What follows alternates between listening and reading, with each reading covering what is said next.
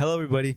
Welcome, welcome, welcome, as you are about to watch the first episode in the Percussion Homies Project. If you don't know me, my name is Chris Rosas, and I will be the host throughout this whole entire podcast.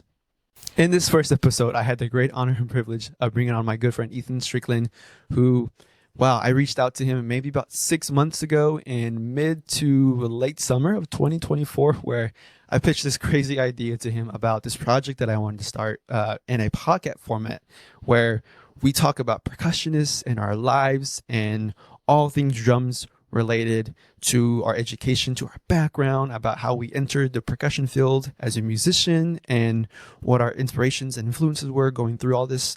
And basically, why are we here today and why are we doing what it is, what we are doing?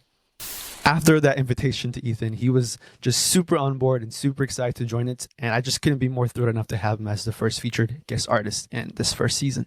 That being said, I had the great chance to sit down with Ethan and we just really broke down his life and we talked about some of his background inspirations that he's had as a musician, talked about his experiences in his undergraduate degree, from his master's degree at Kansas, and to where he's at now at Michigan State University, studying with Professor Gwen Dees. Now, without saying too much or ruining, having any spoiler alerts within the episode, I'm going to let you all watch the video and just really enjoy it. But I just really hope you all are able to see Ethan, who he is as a person, and just understand his journey, to see if we can relate to it, to see if, hey, maybe you might be going through the exact same thing that he's going through, or maybe you went through some of the similar things that he also went through within his undergraduate degree, his master's degree, and a couple of his transitions with life, as well as him talking about some of his duties that he has as a TA. I think it's important that in this podcast and in this episode that we talk about all things related to percussion, whether that is, to travel, to even talking about foods, coffee, and overall financial expenses on what it takes to really do it is what we do. And in this podcast, we talk really about all of it. And I have about 3 episodes filmed now with really good friends of mine, Ethan Strickland for the first episode, Freddie Morales, and Hannah Moore. And all 3 of those episodes, we covered a lot of cool topics, and I'm just super excited to share this with you all. Without further ado, please enjoy the first episode featuring Ethan Strickland.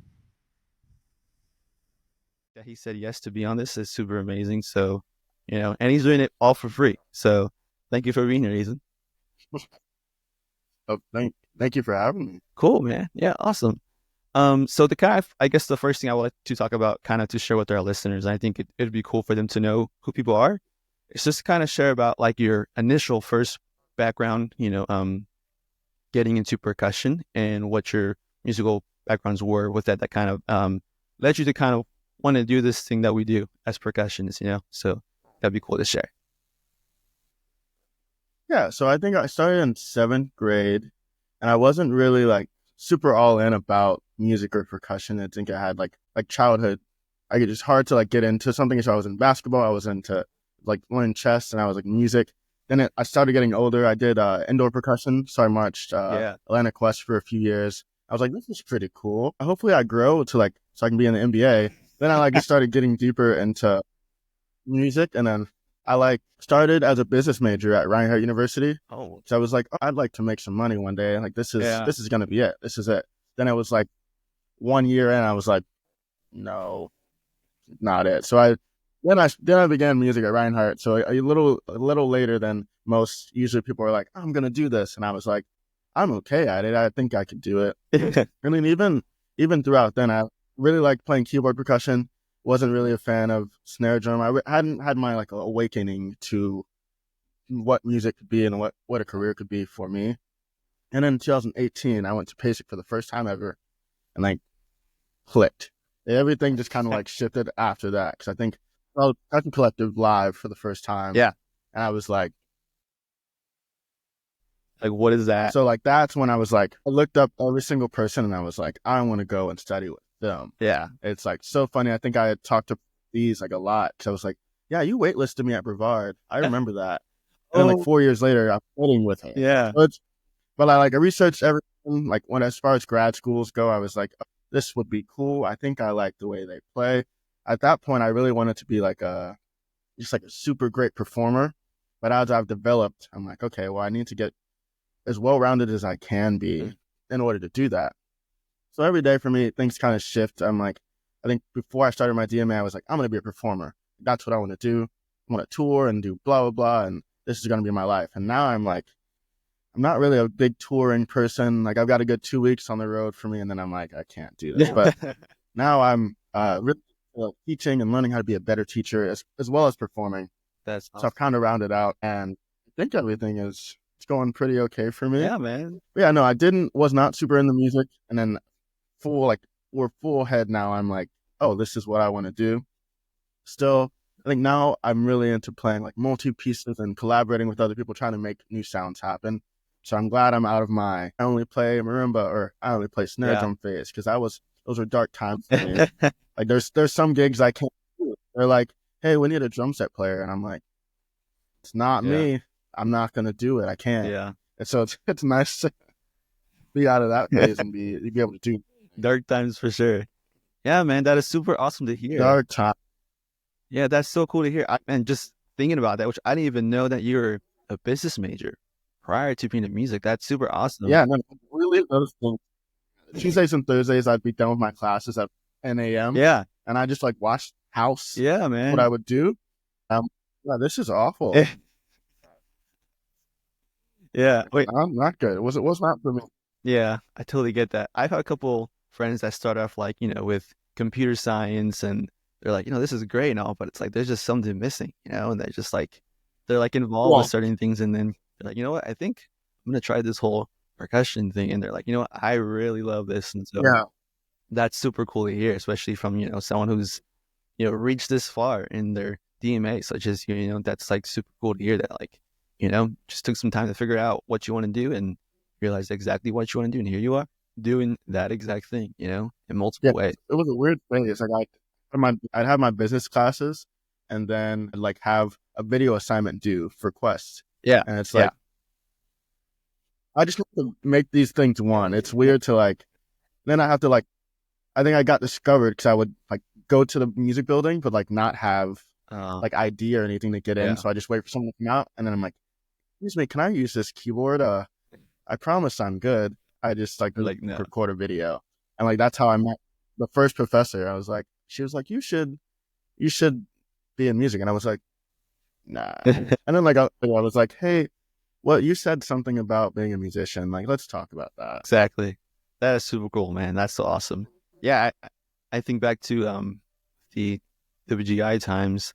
I did a group back home in Texas, San Antonio, called 5 Points Percussion as well. It's kind of broke off into other groups. That's like Monarch Percussion, VIP, and so I did that with the front ensemble playing drum set, and I was like, this is when it was like, I think I kind of want to do this thing here, being exposed to some really cool players, but it didn't really click for me as well until I think the first initial instance is when I went to PASIC too as well in 2015. This is when it was in San Antonio, Texas.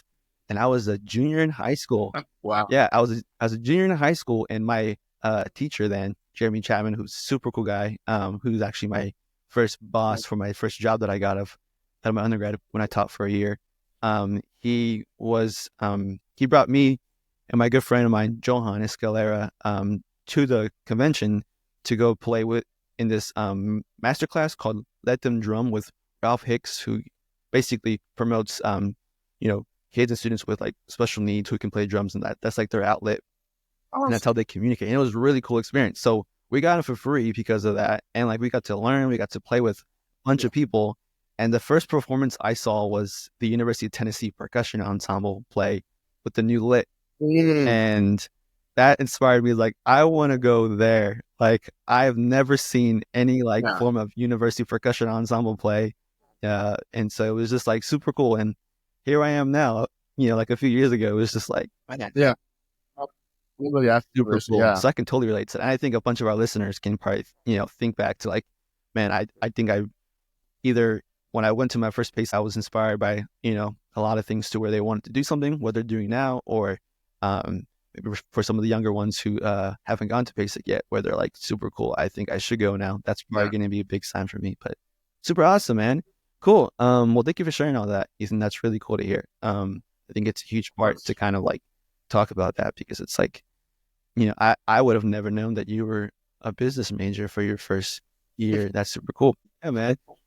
What was it like with your percussion education growing up in Georgia? Did you feel like, things were, how do you say it? The fine arts and the support there was something that you felt like was a really great environment for you growing up as a young percussionist, and maybe someone who's in Georgia right now, maybe they're kind of in similar areas as you, or maybe you went through certain struggles that, you had to go through in that time of your life to where, maybe percussion was like your outlet, or things as such like that. Yeah. I think it's I think it's the latter. Like, it was my outlet, so I was like just focused on something. Because I think now Georgia is like this great music scene. They've got youth orchestras, they've got temporary music. Like, we didn't have that when I was down there, not as intense as it is now. So I had the opportunity to go back down in fall and do tours at a few high schools, and I was like, man, they've got a 5.5 octave marimba. I didn't even have a 5 octave marimba when I was in high school. It just didn't. I was like, wow, this is great. But yeah, when I was there, it was like a great outlet. Like, my teacher, Alan Sears, in high school was actually director of Atlantic Quest, so that was great for me. Cool. There was like Atlanta CV was an outlet, and like Alliance Strong Bugle Corps. Yeah. Those were things that I could do, but it was really marching band centered for me. Like I said, I wasn't really into concert percussion or anything like that. I don't think I played timpani for a while. I was just one of those like tough kids that would not. I just wouldn't budge. I was like, just give me all the mallet parts. I will sight read them down. I don't want to do anything with drum. Don't ask me to do my role. It would get to the point where I think like Alan Sears would like have us in. We'd have like percussion ensemble, and like he'd be like, all right, we're actually gonna learn this drum lick, and I'm like, I don't want to. Like, now I look back on it, and I really wish that I had like just done it and let go of my insecurities and just been vulnerable enough to like just try. I think I was in a state of just like, I want to be comfortable. That's all I want to do. Like, this is my outlet, but I only want to do it if I'm comfortable. Yeah, is my headspace. That's where I was. So as far as like Georgia education goes, I thought it was great. It allowed me to do the things I wanted to do. So yeah, man. I think, but now it's like, as I was teaching at Interlochen this summer as a teaching assistant, like, I'm meeting kids from Georgia, and I'm like, wow, you guys are the real. Like, they're like, oh man, I'm in the G Symphony. I'm like, man, I wish I had that experience. Exactly. Like in the youth, like that young, and be able to make the sounds they're making. Yeah, man, it's so cool. So can you talk to me a little bit about your time at Kansas and how that influenced your overall transition coming to Michigan? And I didn't know, maybe with your time studying with Dr. Sam, how that influenced you going to study with Professor Dees, because I know they both went to Yale, I believe. And so was that like a major influence for you to where you wanted to go? Or maybe when you were waitlisted, as you first said, from Professor Dees, that was kind of like fuel to the fire, like, man, I really want to get in her studio, so I'm going to, just do what I can to get there. So can you just talk a little bit about that? Yeah, so like after PASIC, as I said, I like looked up everyone. And before Dr. was there, it was Mike Compitello. Yeah. So I was like, oh, I want to say it was Mike Compitello because he's into like collaborating. And I'd really never see it. I don't think I've ever used the word collaboration like when I was an undergrad. I didn't have that experience. Yeah. So I went there to looking to study with Dr. Compitello, and he ended up going to ASU, like Arizona State. Then Dr. came in. I was like, yeah, this is great. I've been watching you on YouTube for years. So this, exactly. Like, you play me. But I think going to Kansas really shifted like everything for me. I went from like a studio at Reinhardt. It had 4 people in it. Now I'm at a studio as a TA that has 14 people in it, and I need to know how to drive a 26-foot truck. I need to know how to do part assignments. I need to know how to teach a methods class. And he was there to like help me like do it. Like, as we're focusing on playing, but we're also focusing on like how to organize your life in a way that is efficient for not only you, but for everyone. Exactly. Like helping them do that. Exactly. So when I auditioned for Brevard, it was like my junior year of undergrad. So like, it was just like she went here, I just went to study with her, and I got waitlisted for Brevard, the Summer Institute, which is great.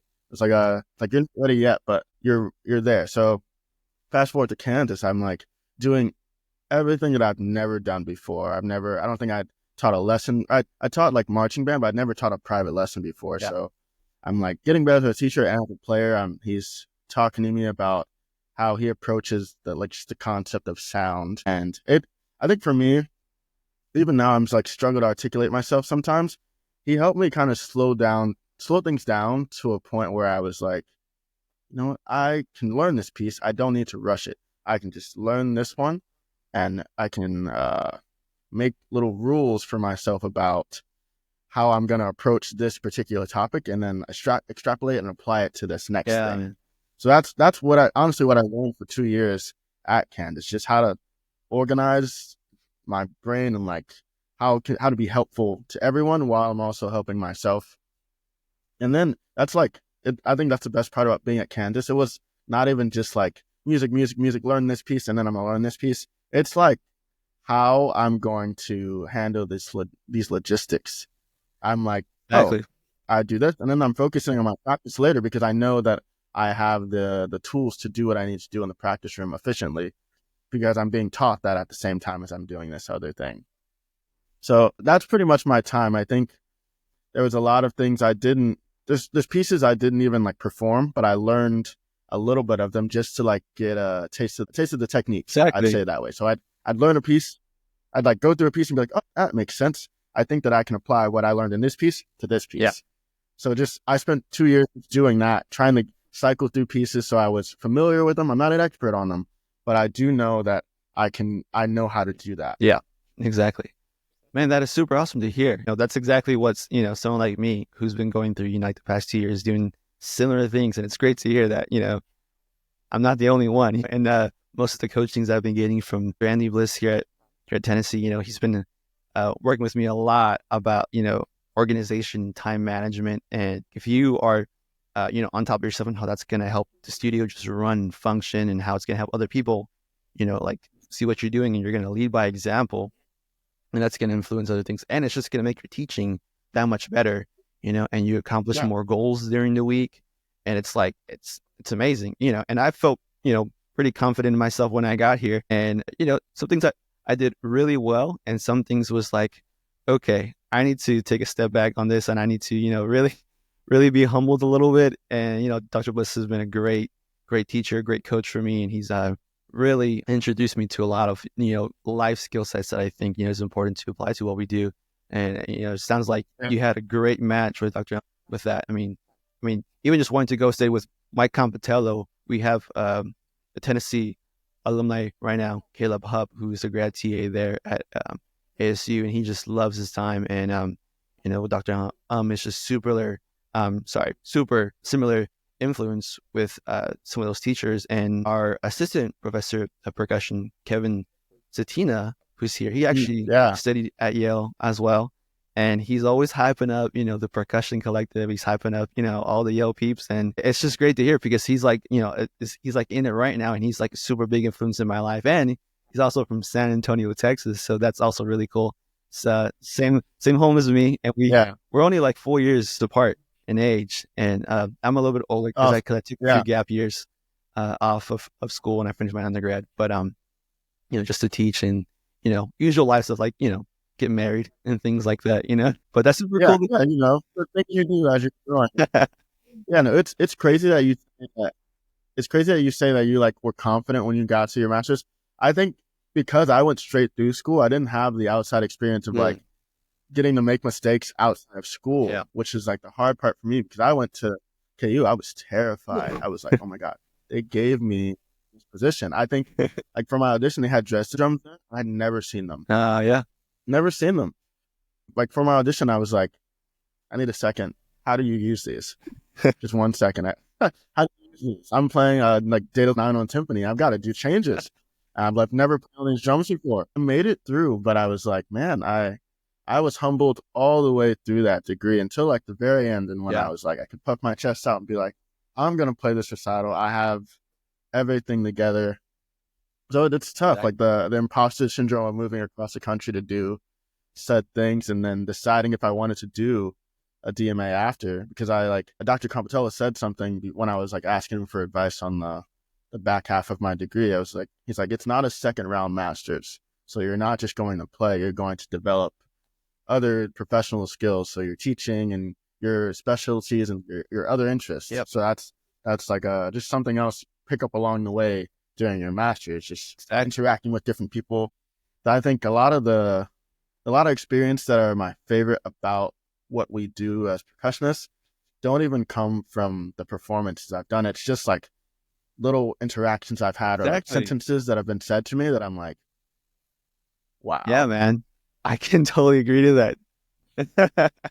That's super nice to hear, because it's like, man, this is why I just wanted to do something like this, because it's like, like people are on the same path. It's like we're all going through the same process, It's like different spots in the country or world. And I think you mentioned something about here too, just like what it's like to, kind of just to get up and just pack up and move across the country and kind of study something with your craft. Like, when I accepted my TA position here at Tennessee, no one talks to you in your audition about, hey, get ready to, pick up your whole entire life and just move, like, have a couple grand put away, or have a lot of family support, for like U-Haul, put your whole life on it. And I had just gotten married. So it's like, I have myself and my wife and 2 dachshunds, 2 little dogs. Yeah. So it's just like, it's like, how the heck do I do this? And so having to put all the money aside from working, which thankful that I had a full-time job. I was super grateful to have a job after I graduated, and also got married, so that also takes some financial compensation for sure. But, we were definitely thankful to have a lot of family support that supported a move here on our wedding. But like, man, just picking up your stuff and getting to travel and move all the way in a whole other country, like that's something that no one really talks about. And, you actually went through it twice, and so like having to pick up and move and going to Michigan State, man, also too, it's a lot colder up there. I'm sure it's a lot colder once like the winter hits. But I think I like just pre-gamed it, going from like Georgia to Kansas. It's cold in Kansas, and I'm like, this is the final boss right here. This is it for me. But yeah, the moving thing is crazy. I don't really own furniture. That's like my one perk about doing it. Cool. Yeah. So like I went to Georgia, and I just found someone that was fully furnished in Kansas. I was like, great. I just have to put like my clothes and like percussion stuff in the car and good. Same thing to do like in Michigan State. I'm at a place that's fully furnished, so I have a bed. Yeah. That's pretty much like I have a bed, a little Amazon dresser, and like a little hanging closet. That's pretty much what I have. So like the next place I move, which I'm gonna have to move again soon. Don't know where, but gonna have to move again. And like after May. Yeah, man. Just put it in the U-Haul. I don't know. I'm kind of used to it now, but it was scary when I was like, 22. It was scary. Jeez. Now I'm 27. Yeah, man. Yeah, I, can relate to that. Maddie and I, my wife, when we got married, we were planning out, like how all this was going to happen with the move and everything. And we had certain things like at her parents' house. And then I was living like in a studio apartment. So I just moved out of my parents' house, and I had certain my like furniture and clothes. And I was like, you know what, this is like not like a lot of stuff, but it's a good amount of things. And I kind of, I didn't really have a lot to kind of downsize on. And when you get married, you pretty much double, if not triple, on your things. So my wife had a good amount of stuff and our dogs, but we kind of made, I guess, not the mistake of purchasing this, but we kind of thought about it now. It's like, maybe we should have like not done this. And so we bought like a whole like master bedroom suite of furniture. So it's like, a nice bedroom set, but it's like, it's just because we didn't have anything really that was like ours. She had something from when she was like a child growing up, and then I didn't have anything from my childhood that I had. So like I had just gotten like this metal bed frame that I used for like, when I was teaching and getting married. And it's like, maybe I should not like want to live like the bachelor life anymore when I get married and stuff. We had this thing, and we brought furniture over here, so we had to get like it was like a 15-foot super mover, I think is what you all called it. And man, from front to back, top to bottom, everything just filled up. And packing up from Texas all the way up here, it was like a 16.5-hour drive, but it ended up being like close to 24 hours because you can't drive that fast in a U-Haul. Traffic, dude, it was the worst, man. It was like one of the worst traffic experiences of my life. But yeah, it's crazy how the grad students, all the TAs, no one talks about this, and we got to show up nails day one, ready to go. So yeah, that was day one. August 1st. I think that's the scariest part, though. That's when the imposter syndrome comes in. You're like, yes. oh man, I have to be perceived. I don't want to be perceived. All right, let's do it. Here's the schedule. This is what's happening. You're in this room. I think you're in that room. But go for it. Point me if I'm wrong. Yeah, that was my I think my experience when I first got to Michigan State. I was like, it's an even bigger school than Kansas, like more students. Yeah. So I'm like learning from the other teams that are here, and then I'm like, okay, well, I'm gonna watch what you do. Yep. That's right, great. And then like I can get back to where it's crazy leaving another school to go to a different one, because it's like I take 3 steps back as far as like confidence goes. Exactly. Because it's a different atmosphere. I'm no longer controlling the space or like very confident in the spaces I'm in. I've got new spaces. I've got new people. I've got new people to impress. I've got new people to make first impressions on. Yeah. It's whole different thing when you do that move again. Yeah, man. That's super. I mean, that's exactly what I think we go through. It's, you know, it's totally, it's just so funny to hear all that. And I think you mentioned too, you know, just like learning from the other TAs. And I was super grateful when I first got here at Tennessee. We had another TA position spot open up at the studio here, percussion studio, and my good friend Ian Auer, who just graduated this past year. You know, he was like a rock for me last year. So me coming in with the, you know, first year in my master's, and it's like, okay, how do we do this thing? He was already like a year into it, and so it's like I was able to kind of, you know, pick his brain, like, you know, how does this thing here like at UT work? Like, who's like your representative to go write a Penske for like the UT steel pan run out, or like, how do we do this thing like with percussion ensembles, you know, or it's like, you know, it's just things like that. It's like you gotta like just know, or like, you know, sign up sheets for things with auditions, and it's just like, I don't know. You just gotta know how to do it, you know? And so it was super cool to hear that. It's crazy, man. It's crazy, you know? That's so cool. Yeah. But that's super cool, because now that you're at Michigan State, you're talking about some of the other TAs as well, and you're learning and who you're with right now. And I believe you're part of a quartet, Proteus Percussion, I believe. Yeah. And they're all pretty much just grad students, right? Doctoral students. All DMAs. So we've got, I think, I might get the number wrong, but I think we've got 7 or 8 DMAs and then 4 masters right now. So lots of grads. That is awesome, man. But I think that's a really cool part.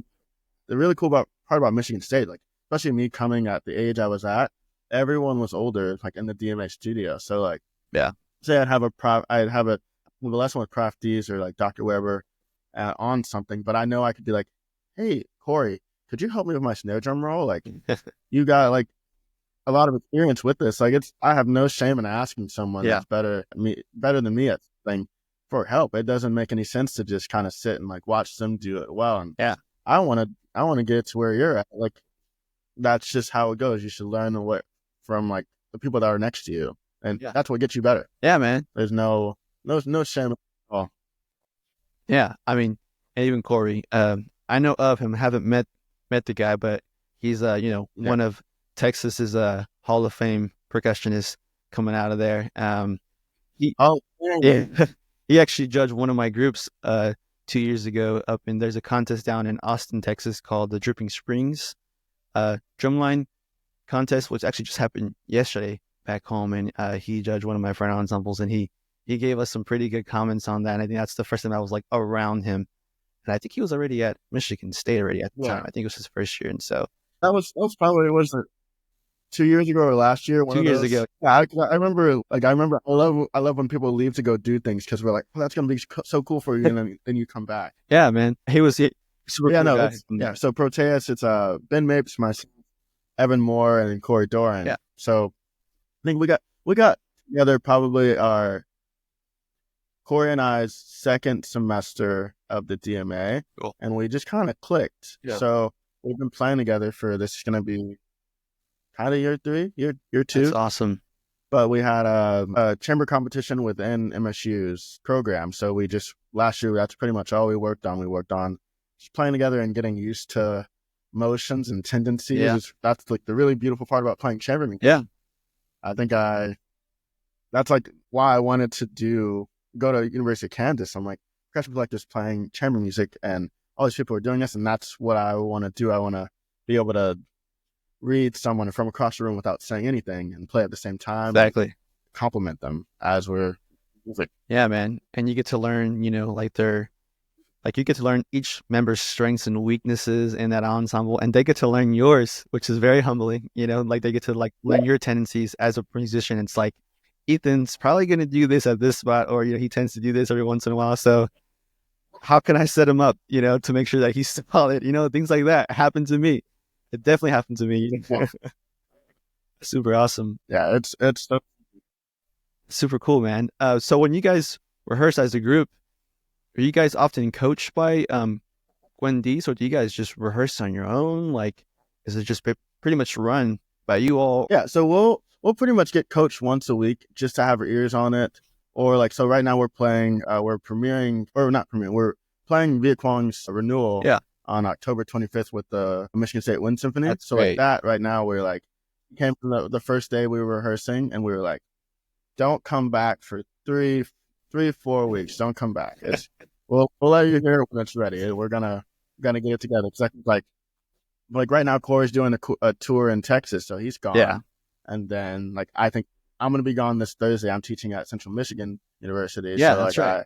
We're it's rehearse every Tuesday and Thursday, and then usually Prof Dees will come on the Thursday, and she'll stay the whole time, or she won't. But her ears are incredible, and she's really great at just I don't know, it's guiding you to where you need to be. Sometimes she doesn't always say it. She just goes what if we tried this? And then you're like, why didn't I think of that? Yeah, the answer was I hadn't gotten there yet, but I was gonna get there. I think hopefully. But yeah, she'll coach us and have different ideas. Even if you say I just don't know how to do this. Yeah, she'll probably have a solution. Exactly. She's probably my favorite. It's my favorite about her. I've sent several late night text messages hey, I am anxious about this. Can you help me? Yeah. And it's paragraph, or this. And here's a link to this. And I'm like, yes. Amazing. Yeah. Yeah. She'll coach pretty much once a week. And then she helps us with the repertoire choices for the things we're seeking out. If we're seeking any opportunities, exactly. We kind of as far as instrumentation goes and what piece would contrast with what. So she's really, really helpful in that regard. That's awesome, dude. I can relate to pretty much 99.9% of all that. We had this group. It was called Ensemble Knox, which is kind of the premier group or the premier percussion group here in Tennessee. And last year, a bunch of the grads, and one of our super talented undergraduate students named Trick Gass, who was a sophomore last year, got to play with us. And he's probably going to hear this, so he's probably going to, get a huge head when he hears this. So he was playing with us, and, super great guy. And all of us, my good friend Eli Garcia, myself, and Ian, we played Third Coast Percussion's Paddle to the Sea work. And it's a 30-minute work. And, you're working with electronics, a bunch of trinkets and stuff like that. And I think our first rehearsal, we started looking at the piece last spring, the week before spring break. We just read through it, as a group. We had spring break after that for a full week. I went back home to Texas, and it's hey guys, I'm not gonna have a chance to really look at this piece much, but I'm back home in Texas because I just need a break and gotta see family. When we get back, we had our first rehearsal. I think it was that Wednesday of the next week, and Dr. Bliss watched us rehearse through a couple of the movements in Act 1, and we were just yeah. Please don't come back for several weeks. We need to work this out because this is not good, and we need to work through all these logistics. And there's many parts of that where I'm sitting down in a makeshift drum set, bass drum, a kick on the floor, playing crazy synth parts with my left hand while playing a snare, stack, right cymbal.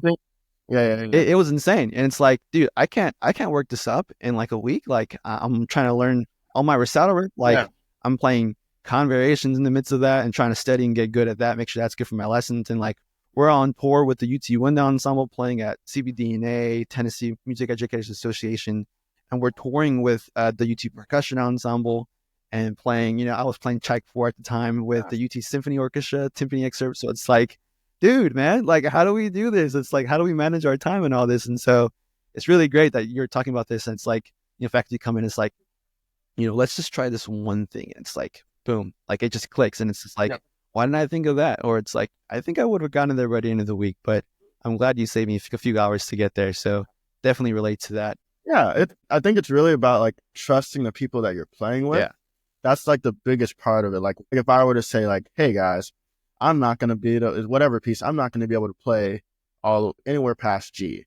And just being able to say that instead of just coming to the rehearsal and someone's like, let's just run it through. And you're like, yeah, let's do it. And you know you can't do it. Like, let's just make sure that we're communicating in a way that makes sense for the group's progress. Exactly. And they're gonna hold you accountable at the same time. Exactly. Like we need to be able to play on this rehearsal, and then you prioritize that. Yeah. With the other things you've got to do. So yeah, man. That's the hard part of, like, about what we do. There's so many tabs open. Yeah. And you have to manage each tab, but you have to do it in a way that makes sense for not only you first, but like the people that are counting on you to play your part. So when school year starts, I'm always prioritizing like the ensemble things over myself. Just for those first 2 weeks when I'm learning all the notes, I don't want to go to one symphony and not know my part, especially if it's exposed, even worse. Yeah. So for me, it's like large ensemble, chamber music, and then me. Like that's it. But really, it's like TA duties, large ensemble, chamber music, me. That's always how it is, man. That's what it is. Yep. And then every year it happens. I'm like, school starts. I'm like, I've got this project and this project and this project. It's gonna be great. It's gonna be so great, and I can't wait to do it. And then school starts, and I'm like, all right, so I'm down to one project. It just walks down, and like this, I just have to be okay. Yeah, man. It's just exactly what it is, and it's too much, like the overwhelm. It's like I spend most of my day doing TA responsibilities, and then like I always usually learn all the exposed parts first, like in all my wind ensemble playing, or orchestra, and then I kind of just break off from there. It's like, cool, score study. Where do I definitely need to have learned for like this first like week or something? And then I just kind of go from there. It's like I think I can get by reading this like little last chunk here, but like this part I gotta prioritize for sure. And then when it's like and then when it's like 6 p.m. at night and you're finally done with your day, and it's like you're just like, man, I'm drained, and it's like, okay, cool. What do I gotta do now with like my own study? So that's like, dude, this is important to hear for people to know, like who are thinking about getting like a TA position somewhere. It's like, it's the reality of it. Last thing that I kind of want to talk about, and as we're going to this, I'll clip through some of the stuff maybe of me talking. People don't want to hear me talk as much as you, but kind of like in your last year right now, right? I think you're in for your last year of your DMA. Yeah. Man, I've been seeing you perform a lot more and doing a lot of summer festivals, and I've been seeing what you're doing now with like Dr. Sherpa from Central Michigan, how you're going to be playing with him in a few weeks, I believe. You're just learning some of his music. And as you're going through this, it's like, what do you think is next in your chapter of percussion? And what do you think you're going to find yourself doing a lot of once you graduate? Yeah, I genuinely don't know. So my goal, I want a collegiate teaching job. That's what I would love to do. Like it's you have to apply for it. If no, like I'm going to put in applications. If no jobs find me to be a match for their program, then that's what that is. So I'll go into a more collaboratory route. I'd love to honestly help out with like nonprofits, anything music wise, like get my hands dirty. And like at the end of the day, all I want to do, like the biggest thing I want to do is connect with other individuals through music. So if it's administrative duties with like community art schools and things like that, that is what that's something I'm okay with. But collegiate teaching is the goal I'm going to shoot for, and performing as much as I can, just like trying to get into rooms and perform on many different stages. But I really want to focus on teaching first and helping people get things that I did not have when I was growing up. Exactly. Information I didn't have. Even now, it's hard. Like it's a tough question to answer. Like, what are you doing next? I mean, everyone's circumstances are different. I could say like, I'm just going to start my own studio. Like I don't even own a lot of instruments to even get started on that regard. So I can't say that. Like circumstances shift and they fall in your favor, or they fall on something else, but everything always ends up working out in the end. So collegiate teaching is the goal, performing as much as I can. Outside of that, just being helpful and using the tools that I have now to help other people in the future. That's really what the goal is. Yeah, That's man. it. I think this is probably like school started. This is the 7th time I've been asked that question, which is, it's nice because it like gets me thinking, but it's also like, don't ask me, I don't know. Yeah. Yeah. This is like before. It's another scary part of transitioning. Exactly. I'm gonna have to move again. Like, it's gonna happen.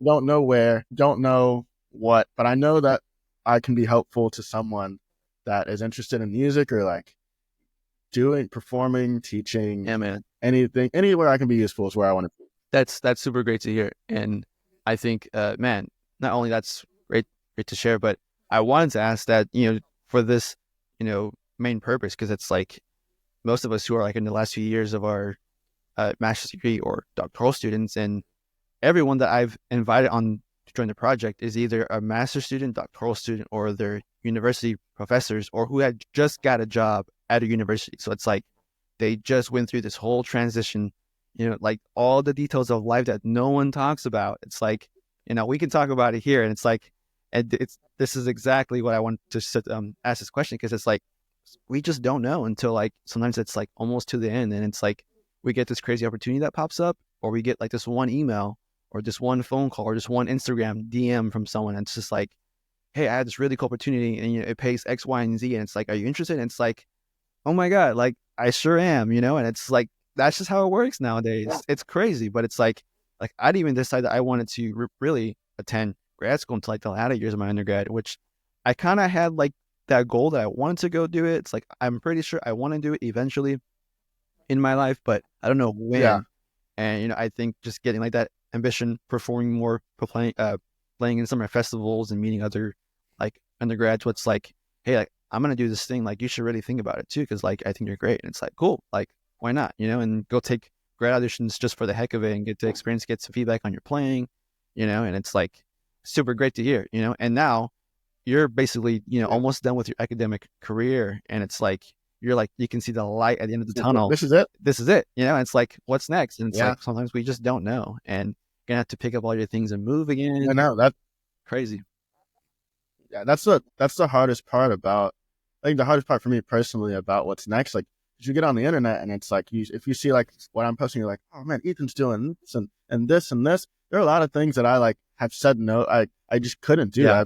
I could do a lot more and show up. I just don't have it. But you're looking at what someone else has, and I like just stopped doing that. Yeah. I don't, because of the circumstances are so different. I think probably like last year is when I just shifted and I was like, I'm gonna do the things that I can control and what I have.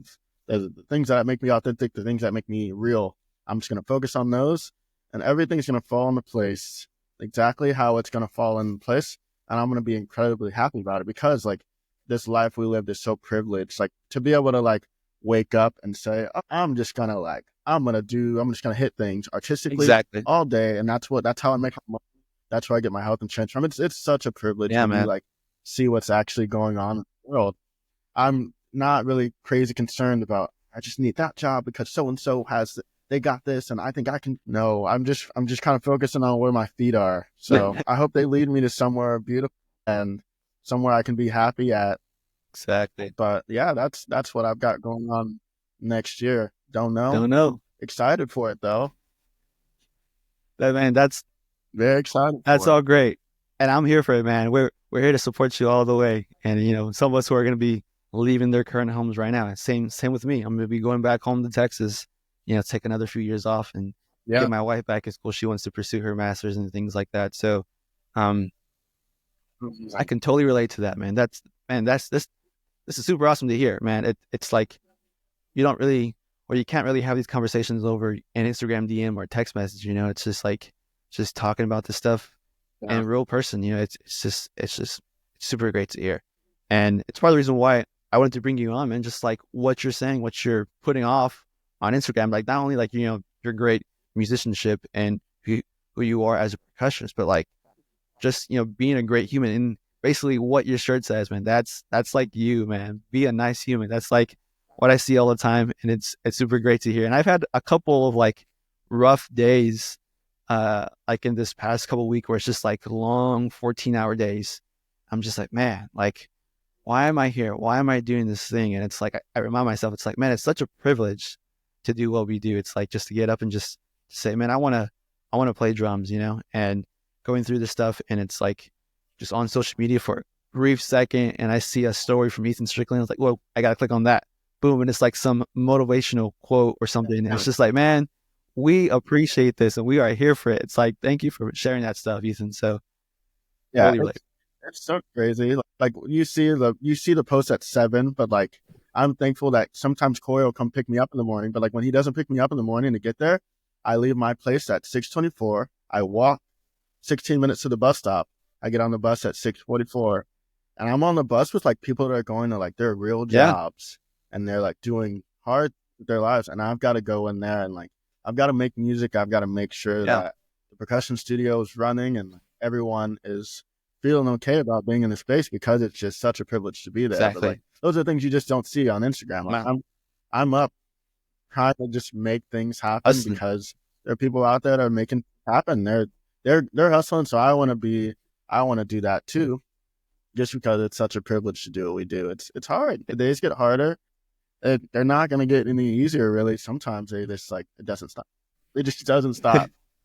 Like, man, some of those practice sessions are hard, and I've got to like teach right after him. Like, I didn't hit any of the right note in that phrase. That's it. Well, you know what? This is how you hit the right note. This is how you'll do it. Like, I hope so. Exactly. Man, that's super awesome to hear, dude. Like, this makes me very happy. And I'm super excited to have you on for the first episode. I think this is all great information. I think many people are going to benefit from, and we'll go from there. Yeah, first episode. Super happy to have Ethan Strickland here. Yeah. And what people didn't see, like in the background, that this is all like, it's been like 2.5 months leading up to this very moment right here, just planning and getting this going and sending out messages, collaborating with over 15 percussionists that are going to be coming on in the course of this year. And it's great, man. Some really close friends, some friends I just met over the past year, over the summer and summer festivals, or, you know, some people I've just met over Instagram. Like, for instance, you and I, we just met over Instagram, you know, we just saw each other's work somehow, one way or another. And it's like, here we are, you know, and one way or another, man, we're all here doing the same thing, trying to get it done and hustle. And so super, super happy. It makes me feel like, man, this is a great thing. And I just, you know, great humans, great musicians like you, Ethan. It's just makes it all worth all the planning, the hard work. So thank you so much for coming on, man. I'm super excited to share your story and how this is going to work. But I think all our listeners who don't know Ethan Strickland, you need to follow this man. He's super awesome, and you need to see where he's up to, and we can all support him into this last year. And I think it'd be great to follow your journey. So super thankful to have you. So thank you so much, Ethan. Really appreciate you, man. Thank you. Love. Thank you so much.